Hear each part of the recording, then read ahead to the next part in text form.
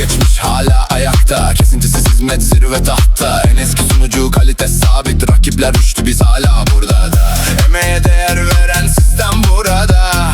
Oyuncusunu önemseyen yapı.